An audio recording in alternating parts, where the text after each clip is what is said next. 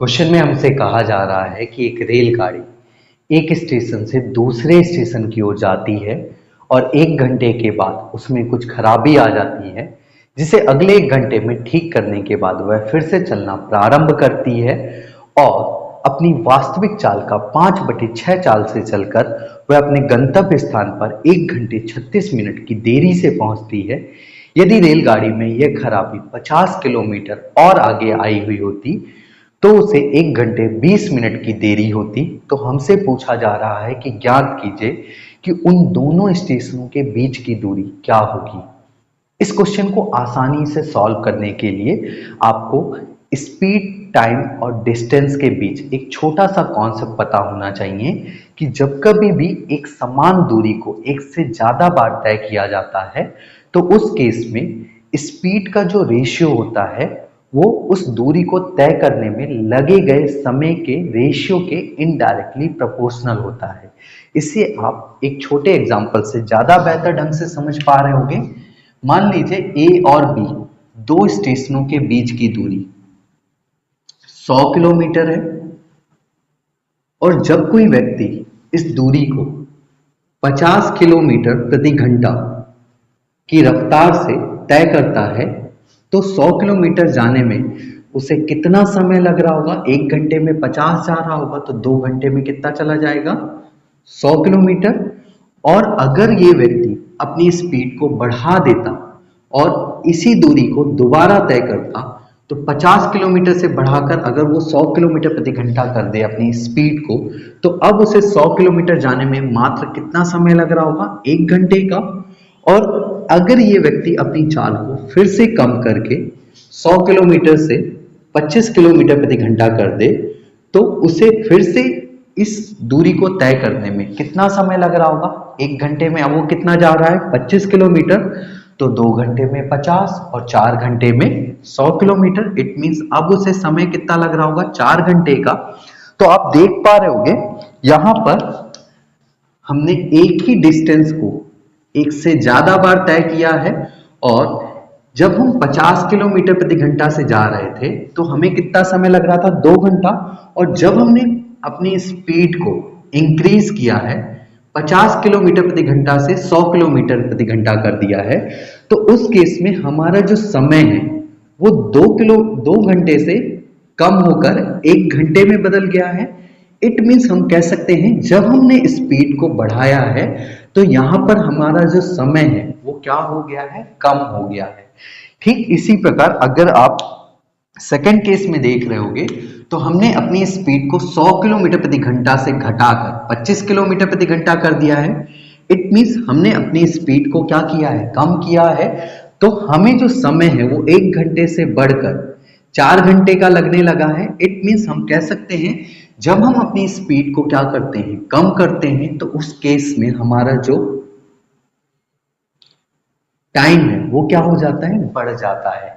और आप देख पा रहे होंगे यहां पर स्पीड और टाइम के बीच एक ऐसा रिलेशन है कि जब हम एक को कम करते हैं तो दूसरा बढ़ जाता है और जब हम एक को बढ़ाते हैं तो दूसरा क्या हो जाता है, कम हो जाता है। तो एक ऐसा रिलेशन जिसमें एक को बढ़ाने से दूसरा कम हो जाए उस रिलेशन को हम कहते हैं इनडायरेक्टली प्रोपोर्शनल। आप देख पा रहे होंगे यहाँ पर जब हमने स्पीड को क्या किया है, 2 गुना किया है तो जो हमारा समय है वो क्या हो गया है, आधा हो गया है। और जब हमने स्पीड को 1/4 किया है तो उस केस में हमारा जो समय है वो कितना हो गया है, 4 गुना। आप देख पा रहे होंगे ये जो रेशियो हैं वो इनडायरेक्टली प्रोपोर्शनल है।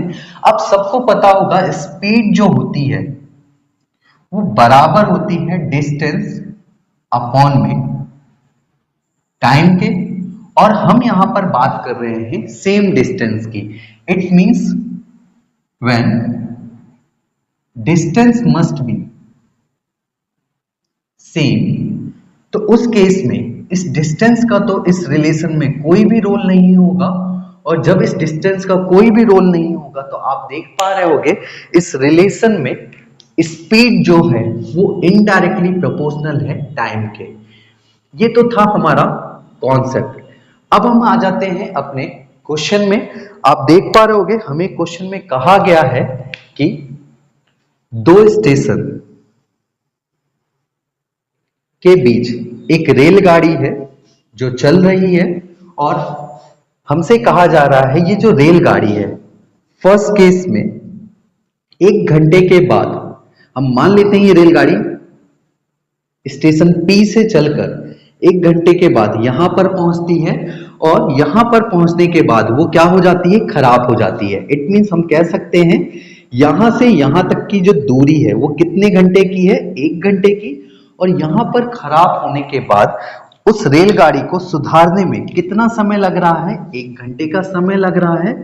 और ये जो रेलगाड़ी है वो पूरी तरीके से नहीं सुधरी है, क्योंकि उसकी स्पीड जो है वो अपनी वास्तविक स्पीड का कितना हो गया है, 5/6 हो गई है।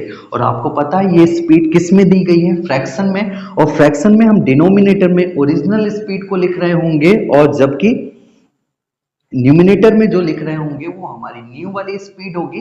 इट मीन्स हम पहले 6 किलोमीटर प्रति घंटा से अगर जा रहे थे, तो अब हम कितने किलोमीटर प्रति घंटा से जा रहे हैं, 5 किलोमीटर प्रति घंटा से। इट मीन्स हमारी जो स्पीड है वो क्या हो गई है, डिक्रीज हो गई है।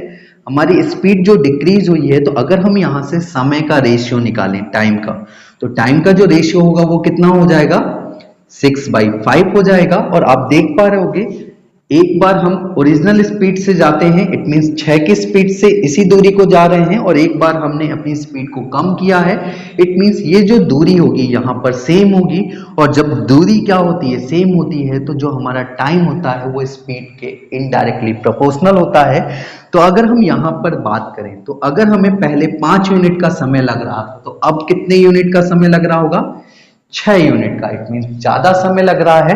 और आप देख रहे होंगे निश्चित तौर पे यहाँ पे हम डिले हो रहे हैं 1 यूनिट से, और हमें यहाँ पे बोला गया है कि जो हमारी ट्रेन डिले हुई है वो कितने समय के लिए डिले हो गई है, 1 घंटे 36 मिनट की।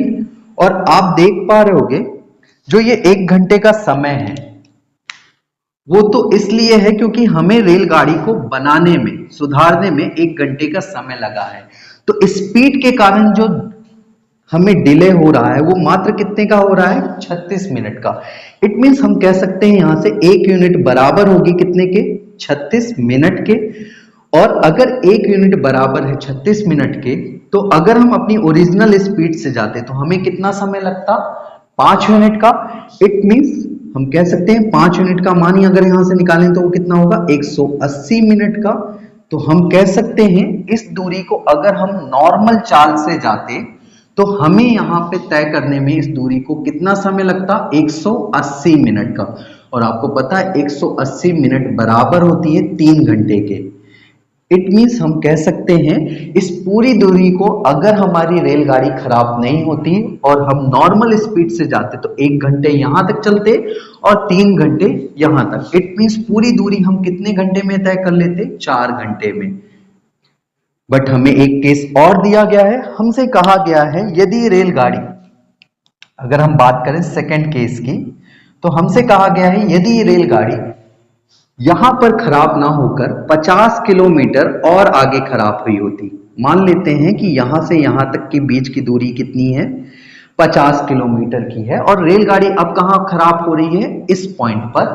तो अगर खराब हो रही है तो उसे बनाने में अगेन 1 घंटे का समय तो लगेगा, और पूरी तरीके से बन तो पाएगी नहीं, तो यहां पर भी उसकी स्पीड क्या हो रही होगी, कम हो रही होगी, और वो 5/6 से हो रही होगी।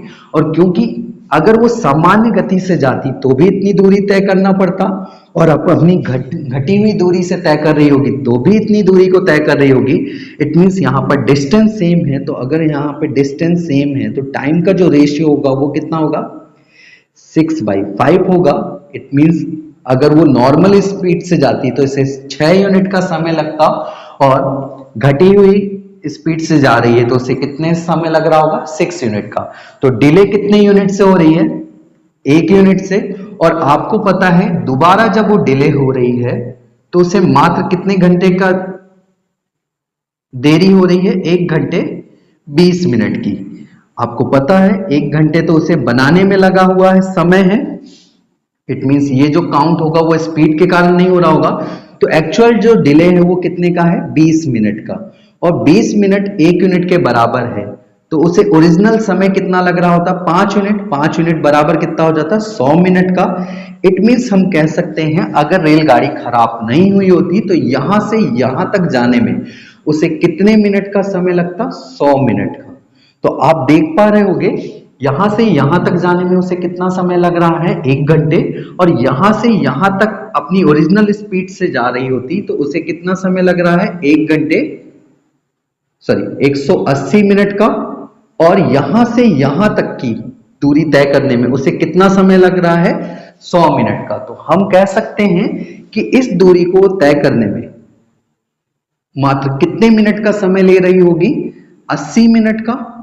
और अब हमारे पास टाइम है और दूरी है तो हम इस रेलगाड़ी की एक्चुअल स्पीड को कैलकुलेट कर सकते हैं। तो अगर हम इसकी स्पीड को कैलकुलेट करें तो आप सबको पता होगा स्पीड जो होती है वो बराबर होती है डिस्टेंस अपॉन में टाइम के।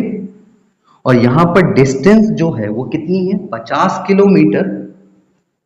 और समय जो है वो कितना है? 80 मिनट। और 80 मिनट घंटे में नहीं है तो अगर हम 80 मिनट को घंटे के रूप में लिखें तो आपको पता है ये बराबर होगा 1 घंटे 20 मिनट के। और 20 मिनट को अगर हम फ्रैक्शन के रूप में लिखें तो वो होगा 1/3। इट मीन्स हम कह सकते हैं अगर इसको घंटे में कन्वर्ट कर रहे होंगे तो कितना हो जाएगा? 4/3 घंटे। तो अगर हम इस पूरी दूरी को तय कर रहे हैं 4/3 घंटे में तो हमारी जो स्पीड यहां से निकल के आ रही होगी वो कितनी आ रही होगी? ये 3 ऊपर चला जाएगा। इट मीन्स कितना हो जाएगा? 150 किलोमीटर बटे में 4। इसे कैंसिल आउट कर रहे होंगे तो 75/2 किलोमीटर प्रति घंटा हमारी क्या आ गई? यहां से स्पीड आ गई। और हमसे पूछा गया है कि दोनों स्टेशनों के बीच की कुल दूरी क्या होगी। इट मींस P से स्टेशन Q के बीच की दूरी हमसे पूछा जा रहा है। और आपको पता है जब हम सामान्य चाल से इस दूरी को तय करते हैं तो उस केस में हमें जो समय लगता है वो कितने घंटे का लगता है? 4 घंटे का समय लगता है। इट मींस अगर हम दोनों स्टेशनों के बीच की दूरी कैलकुलेट करें तो आपको पता है डिस्टेंस बराबर क्या होता है? स्पीड इनटू टाइम होता है। और आपको पता है हमारी जो एक्चुअल स्पीड आई है नॉर्मल स्पीड वो कितनी है? 75/2 किलोमीटर प्रति घंटा। और जो इस पूरी दूरी को तय करने में समय लग रहा है वो कितना लग रहा है? 4 घंटे का। इट मीन्स यहां पर टाइम कितना हो जाएगा? 4 घंटे का। तो अगर हम इसको कैंसिल आउट कर रहे होंगे तो ये 2 टाइम्स जा रहा होगा। और 75 × 2 कर रहे होंगे तो जो टोटल डिस्टेंस यहां से निकल आ रही होगी वो कितना आ रही होगी? 150 किलोमीटर। इट मीन्स हम कह सकते हैं इन दोनों स्टेशनों के बीच की जो दूरी होगी वो कितनी होगी? 50 किलोमीटर। और हमसे इस क्वेश्चन में इस दूरी को ही पूछा गया था।